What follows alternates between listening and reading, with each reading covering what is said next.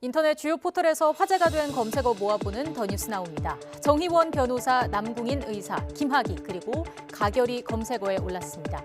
하나씩 보시죠. 먼저 정희원 변호사와 남궁인 의사입니다.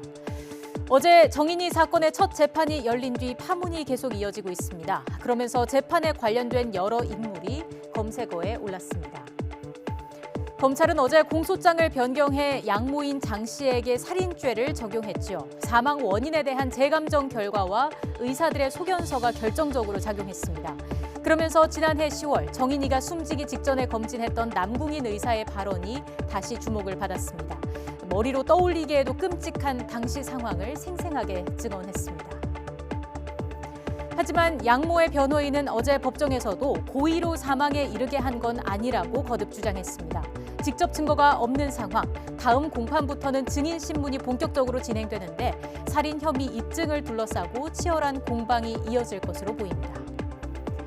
이어서 두 번째 검색어 보시겠습니다. 키워드는 김학의입니다.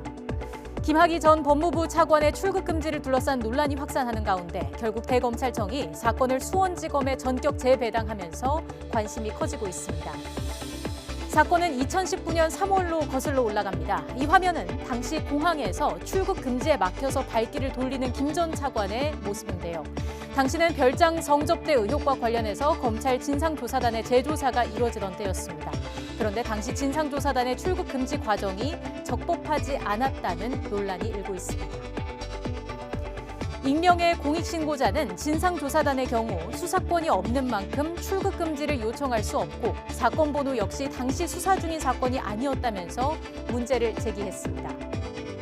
하지만 법무부는 위법성이 없었다고 맞섰습니다. 또 상황이 긴급하면 임시번호를 부여하고 사후에 정식 번호를 받는 것이 관행적으로 이루어져 왔다고 주장했습니다. 하지만 법무부의 이런 해명에도 여전히 석연치 않다는 비판이 나오고 있습니다. 이례적으로 현직 부장판사까지 비판하고 나섰는데요. 수사 결과에 따라선 검찰 내부 갈등에도 큰 영향을 미칠 것으로 보이는 만큼 이목이 집중되고 있습니다. 세 번째 검색어 보시겠습니다. 가결이 많은 이들의 관심을 끌었습니다. 미 하원이 결국 트럼프 대통령 탄핵소추안을 가결했습니다.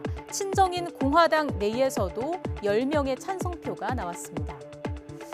역대 탄핵소추안이 하원을 통과한 미국 대통령은 3명뿐입니다. 1868년 국방장관 해임이 문제가 되며 앤드루 존슨 대통령이 표결에 붙여졌고요.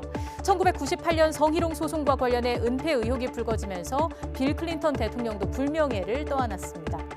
그리고 2019년 우크라이나 스캔들로 트럼프 대통령이 세 번째 주인공이 됐습니다. 그리고 이번에 또 탄핵소추안이 의결되면서 트럼프 대통령은 재임 기간 2번이나 탄핵이 소추된 최초의 대통령이 됐습니다.